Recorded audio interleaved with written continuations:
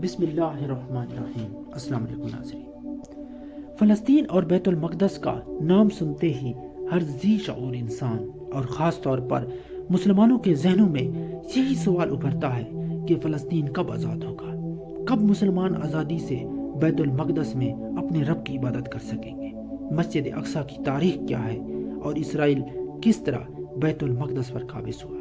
اس مختصر سی ویڈیو میں ان تمام سوالات پر روشنی ڈالی جائے گی۔ فلسطین کی سرزمین پر مختلف انبیاء کرام آئے، اس لیے اسے سرزمین انبیاء بھی کہا جاتا ہے۔ اس ارض مقدس کا قدیم شہر بیت المقدس ہے، جسے القدس بھی کہا جاتا ہے، اور یہ شہر عیسائیوں، یہودیوں اور مسلمانوں کے لیے یکساں اہمیت کا حامل ہے۔ اس شہر القدس میں ایک تاریخی عمارت ہے جو صدیوں سے مختلف قوموں کا قبلہ رہی ہے، جو کہ مسجد اقصی کے نام سے مشہور ہے۔ خانہ کعبہ کی بنیاد ڈالنے کے 40 سال بعد حضرت آدم علیہ السلام یا ان کی اولاد میں سے کسی نے مسجد اقصی کی بنیاد ڈالی، پھر سام بن نوح نے اس پر کام کیا، پھر ایک عرصہ بعد حضرت داؤد علیہ السلام نے بیت المقدس کی بنیاد اسی مقام پر ڈالی۔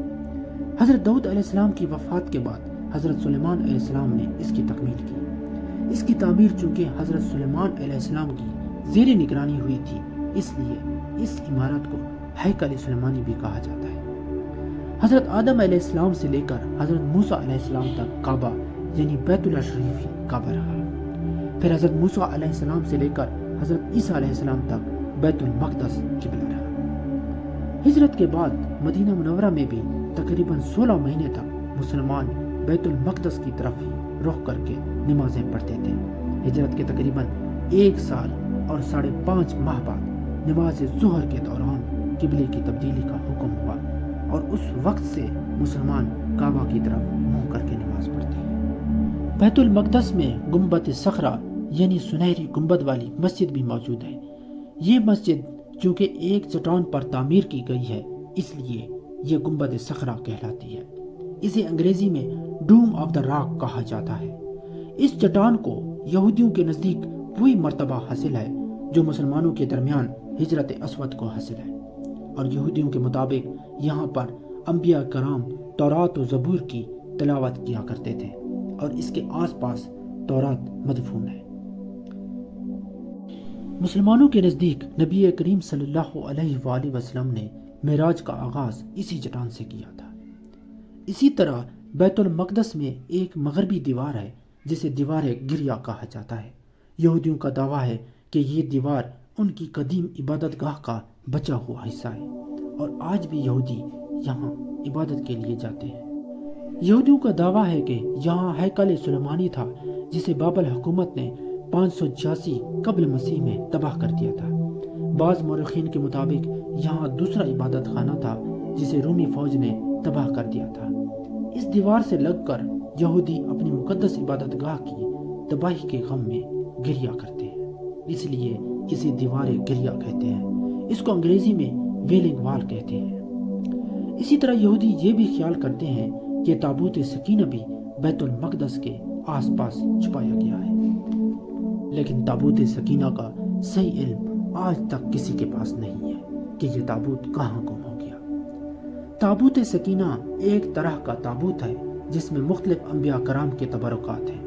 حضرت موسیٰ علیہ السلام کا عصا، آپ پر نازل ہونے والی تورات کی تختیاں، حضرت ہارون علیہ السلام کا امامہ، حضرت سلیمان علیہ السلام کی انگوٹھی اور کچھ من و سلوہ موجود ہے۔ مورخین کے مطابق حضرت عمر رضی اللہ تعالی عنہ اپنے دور خلافت میں یہاں تشریف لائے اور یہاں پر مسجد کی تعمیر کا حکم دیا۔ اسی طرح 5ویں اموی خلیفہ عبد الملک بن مروان نے بھی 68 ہجری میں بیت المقدس کی تعمیر کی۔ 15 جولائی 1099 کو بیت المقدس پر عیسائی حملہ آوروں کا قبضہ ہوا اور مسجد کو گرجے میں تبدیل کر دیا گیا، لیکن 1187 عیسوی میں سلطان صلاح الدین ایوبی نے اس شہر کو فتح کیا اور مسجد اقصی کو اپنی اصلی حالت میں لایا۔ پہلی جنگ عظیم سے پہلے فلسطین کا علاقہ سلطنت عثمانیہ کے کنٹرول میں تھا، اور اس جنگ کے بعد یہ خطہ برطانیہ کے زیر تسلط آیا۔ یورپ میں یہودیوں کے ساتھ رواں رکھے جانے والے سلوک کی وجہ سے صہیونی تحریک زور پکڑنے لگی، جس کا مقصد یہودیوں کے لیے الگ ریاست کا قیام تھا، اور اس طرح پہلی جنگ عظیم کے بعد یہاں پر یہودی بڑی تعداد میں منتقل ہونے لگے، اور یوں مقامی عرب آبادی کے ساتھ تناؤ کا آغاز ہوا۔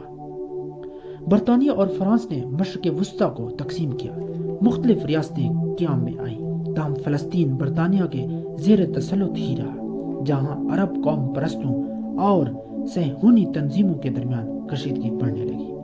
صہیونی تنظیموں نے عسکری گروہ قائم کر لیے، جنہوں نے دوسری جنگ عظیم کے بعد ایک الگ ریاست کے لیے دباؤ بڑھانا شروع کر دیا۔ اقوام متحدہ نے ووٹنگ کے ذریعے فیصلہ کیا کہ فلسطین کو 2 ٹکڑوں میں تقسیم کیا جائے، ایک یہودی ریاست ہو اور ایک عرب ریاست ہو، جبکہ یروشلم ایک بین الاقوامی شہر ہوگا۔ 14 مئی 1948 کو اسرائیل کا قیام وجود میں آیا تو اگلے ہی دن اردن، مصر، شام اور عراق نے حملہ کر دیا۔ یہ پہلی اسرائیل عرب جنگ تھی جس کے نتیجے میں اقوام متحدہ کے منشور کے مطابق جہاں عرب ریاست بننا تھی وہ علاقہ مختلف ممالک کے قبضے میں آ گیا، اور یوں فلسطینیوں کے لیے ایک المیہ نے جنم لیا، اور کئی فلسطینی اپنا ملک چھوڑ کر چلے گئے۔ اور پھر 1967 کی عرب اسرائیل جنگ نے صورتحال کو مزید کشیدہ کر دیا، جب اسرائیل نے عرب اتحاد کو شکست دے کر مصر سے غزہ کی پٹی، شام سے گولن اور اردن سے مشرقی یروشلم سمیت غربی اردن چھین لیا۔ 1973 کو مصر اور شام نے اسرائیل سے اپنے علاقے چھڑانے کے لیے حملہ کیا، اور 6 سال بعد اسرائیل اور مصر کے درمیان امن کا معاہدہ ہوا، اور مصر کا علاقہ اسے واپس کر دیا گیا۔